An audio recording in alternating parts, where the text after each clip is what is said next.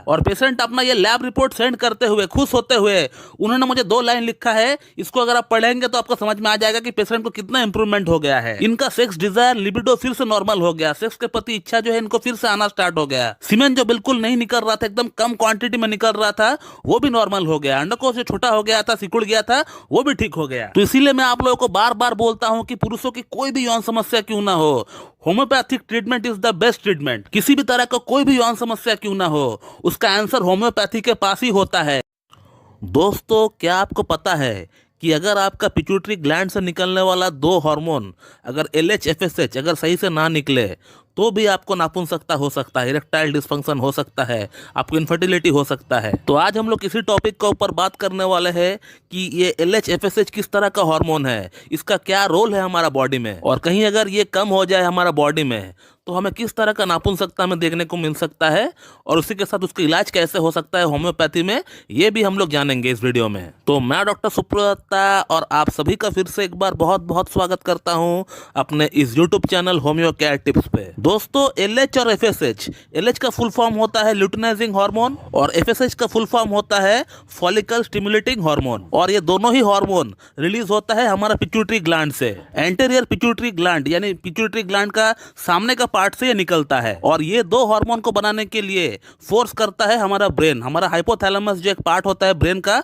वो फोर्स करता है पिट्यूटरी ग्लैंड को ये 2 हार्मोन बनाने के लिए। और ये 2 हार्मोन को निकालने के लिए हमारा हाइपोथैलेमस एक और हार्मोन को बनाती है जिसका नाम है GnRH, जिसका फुल फॉर्म है गोनाडोट्रोपिन रिलीजिंग हार्मोन। और ये गोनाडोट्रोपिन रिलीजिंग हार्मोन एक पुरुष का अंदर तब निकलता है जब उस पुरुष का उम्र 13 ईयर्स यानी 13 वर्ष जब हो चुके होते हैं। अब इस हार्मोन का निकलने का कारण यही है कि मेल रिप्रोडक्टिव सिस्टम को डेवलप करना, ताकि एक मेल में टेस्टिस का फंक्शन रेडी हो सके, ताकि वहां स्पर्मेटोजेनेसिस यानी वीर्य को उत्पन्न हो सके। लेकिन ये सभी काम गोनाडोट्रोपिन हार्मोन खुद नहीं कर पाती है, इसीलिए हमारा पिट्यूटरी ग्लैंड का वो सहायता लेती है। और इसीलिए हमारा पिट्यूटरी ग्लैंड LH और FSH हार्मोन को बनाती है, ताकि LH और FSH का सहायता से इन सभी चीजों को बनाया जा सके। तो पुरुषों का रिप्रोडक्टिव सिस्टम के लिए ये 2 हार्मोन बहुत ही अहम होता है, बहुत ही इंपॉर्टेंट होता है। तो इन 2 हार्मोन का लेवल अगर कम हो जाए तो बेशक आपको कई सारी यौन समस्या आपको देखने को मिल सकता है, जो कि शारीरिक और मानसिक दोनों तरह की नापुंसकता कहा जाएगा। तो ऐसे ही कुछ समस्याओं के साथ आज से 4 महीना पहले एक पेशेंट हमसे ऑनलाइन कंसल्ट किए थे अपना लैब रिपोर्ट के साथ। ये जो आप स्क्रीनशॉट देख रहे हैं, ये पेशेंट ने मुझे फर्स्ट टाइम किया था मेरे पास अपॉइंटमेंट बुक करने के लिए। इस पेशेंट का LH और FSH दोनों ही हार्मोन कम सीक्रेट होता है, कम मात्रा में निकलता है। और पेशेंट ने जो मुझे लैब रिपोर्ट भेजा है उसको भी आप ठीक से देखिए, जहां पे मैंने अंडरलाइन कर रखा है। आप मेरे ख्याल से देख पा रहे होंगे कि इनका LH जो है वो 0.57 इंटरनेशनल यूनिट पर लीटर है, और FSH जो है वो 0.67 इंटरनेशनल यूनिट पर लीटर पे है। यानी दोनों ही काफी कम मात्रा में निकलता है। यानी इनको शारीरिक नापुंसकता के साथ साथ मानसिक नापुंसकता भी हो चुका है। और ऐसा क्यों हुआ? ऐसा होने के पीछे जो कारण है वो ये है कि इन्होंने टेस्टोस्टेरोन के इंजेक्शन पिछले 1 साल से वो लगा रहे हैं, और अब जब टेस्टोस्टेरोन के इंजेक्शन लगाना बंद कर दिए, और उसे बंद करने के बाद हमारा बॉडी, हमारा शरीर खुद से टेस्टोस्टेरोन बना नहीं पा रही है, और ब्लड में जैसे ही टेस्टोस्टेरोन का मात्रा कम हो गया तो LH और FSH का सीक्रेशन कम हो गया। अब इनके एलोपैथिक डॉक्टर ने इनको वेट करने के लिए कहा है कि आप कुछ दिन वेट कर जाइए, कुछ महीना वेट कर जाइए, आपका टेस्टोस्टेरोन खुद से बनना स्टार्ट हो जाएगा, और उसी के साथ आपका LH FSH भी बढ़ जाएगा और आपका यौन समस्या भी ठीक हो जाएगा अपने आप। लेकिन टेस्टोस्टेरोन के इंजेक्शन का इतना ज्यादा साइड इफेक्ट है कि पिछले 1.5 साल हो चुके हैं टेस्टोस्टेरोन के इंजेक्शन को छोड़े हुए, और 1.5 साल वेट करने के बावजूद भी ना तो इनका LH FSH बढ़ा और ना ही टेस्टोस्टेरोन का लेवल बढ़ा। और इसीलिए दोस्तों हम लोग बार बार कहते हैं कि टेस्टोस्टेरोन का इंजेक्शन अब मत लगाइए। अगर आपका टेस्टोस्टेरोन का डेफिशिएंसी है तो आप होम्योपैथिक ट्रीटमेंट लीजिए। होम्योपैथी में इतना अच्छा ट्रीटमेंट है, हमने प्रूफ करके बता दिया है कि पेशेंट का 4 महीना में 2 महीना में टेस्टोस्टेरोन जो है बढ़ जाता है, कितना बढ़िया तरीके से बढ़ता है, और कोई साइड इफेक्ट भी नहीं होता है। और जो टेस्टोस्टेरोन बढ़ता है वो आपका बॉडी ही बनाती है, आपका अंडकोश खुद टेस्टोस्टेरोन बनाता है,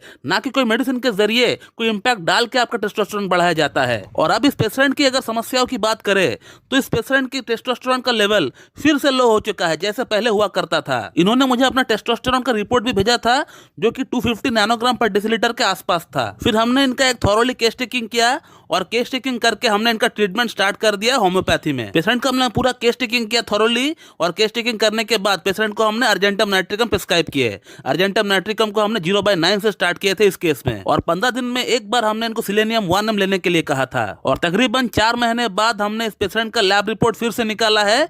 लैब रिपोर्ट में क्या लिखा हुआ आ रहा है ये आप देखिए। पेशेंट का एलएच हार्मोन, एफएसएच हार्मोन और टेस्टोस्टेरोन हार्मोन, ये तीनों ही हार्मोन बढ़ गया और तीनों ही हार्मोन बढ़कर नॉर्मल हो गए। और मेरे ख्याल से आप देख पा रहे हैं कि पेशेंट का एलएच हार्मोन का लेवल 2.68 इंटरनेशनल यूनिट पर लीटर हो गया और जो एफएसएच हार्मोन का जो लेवल है वो 4.28 इंटरनेशनल यूनिट पर लीटर पे आ गया और सीरम टेस्टोस्टेरोन का जो रिपोर्ट है वो 250 से 410 तक आ गया। और पेशेंट अपना ये लैब रिपोर्ट सेंड करते हुए खुश होते हुए उन्होंने मुझे 2 लाइन लिखा है। इसको अगर आप पढ़ेंगे तो आपको समझ में आ जाएगा कि पेशेंट को कितना इंप्रूवमेंट हो गया है। इनका सेक्स डिजायर, लिबिडो फिर से नॉर्मल हो गया। सेक्स के प्रति इच्छा जो है इनको फिर से आना स्टार्ट हो गया। सीमेन जो बिल्कुल नहीं निकल रहा था, एकदम कम क्वांटिटी में निकल रहा था, वो भी नॉर्मल हो गया। अंडकोश जो छोटा हो गया था, सिकुड़ गया था, वो भी ठीक हो गया। तो इसीलिए मैं आप लोगों को बार बार बोलता हूं कि पुरुषों की कोई भी यौन समस्या क्यों ना हो, homeopathic treatment is the best treatment. किसी भी तरह का कोई भी यौन समस्या क्यों ना हो, उसका आंसर होम्योपैथी के पास ही होता है और कोई पैथी के पास उसका आंसर नहीं होता है। और इस बात को हमने अपना ढेरों यूट्यूब वीडियोस के माध्यम से प्रूव कर चुके हैं।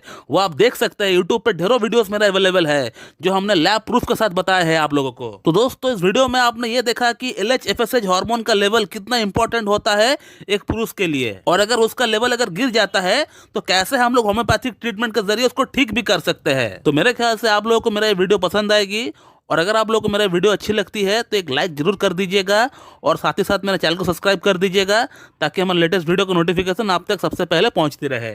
So thank you very much and have a good day.